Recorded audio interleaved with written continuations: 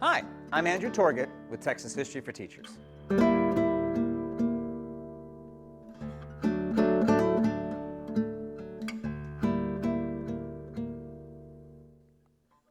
when we think about Texas and its remarkable history, we should always think about the land. Now, Texas is a massive place, and its remarkably diverse landscape has played a key role in shaping its history. The modern state stretches all the way from the dense forests of East Texas to the hot and humid coastal plain along the Gulf of Mexico, to the drier and starker valley of South Texas, to the rugged central Texas hill country, to the expansive grasslands of the Texas plains, to the mountainous vistas of far west Texas. That's a lot of very different geographies, and they all matter. Why? Well, because each of them shapes so much about the Texas past.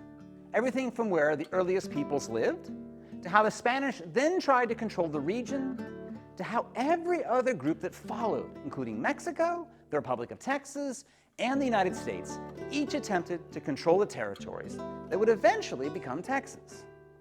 From cotton and cattle during the 19th century to oil and natural gas in the modern era, nearly everything powerful about Texas and its history can be tied to the land.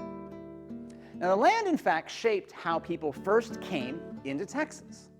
The earliest humans arrived in the region about 12,000 years ago during the end of the last ice age. And they were part of a great migration of people who came into North America across the Bering Strait, and they made their way into Texas by following massive herds of ancient bison and woolly mammoth that grazed on the Texas plains. And so that meant that the modern panhandle of the state, which is part of the Great Plains of North America, was the highway into Texas for these early people. And because the panhandle's grassland supported the animals that these people hunted and depended on for survival. So for thousands of years, the earliest Texans lived mostly on or around the Texas plains.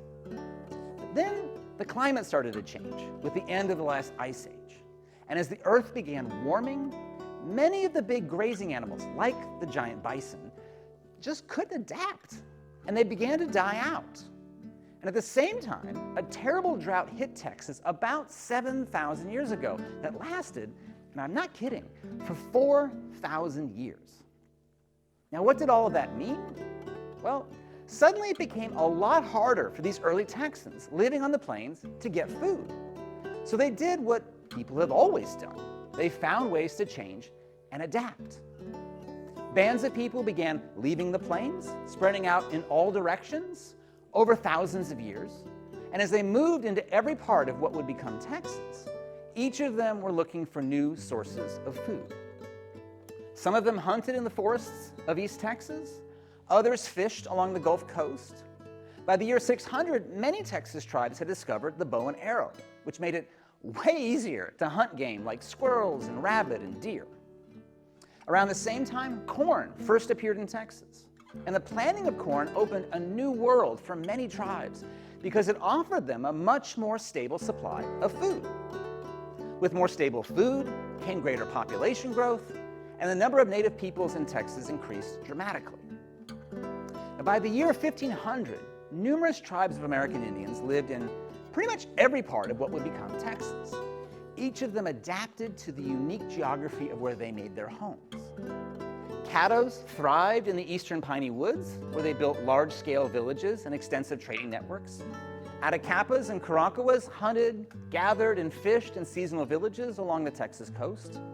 Various Coeotecan tribes sometimes struggled and sometimes thrived in the more arid conditions of South Texas, while Apaches roamed the plains on foot in search of bison. Humanos moved between villages in West Texas and hunting along the plains, while Wichitas grew crops and traded in the region that would become North Texas. The question is, how did the geography of Texas and the land itself shape these different tribes and people? And how would these people be challenged by the arrival of the first Europeans who crashed into the coast of Texas in a terrible storm in November of 1528?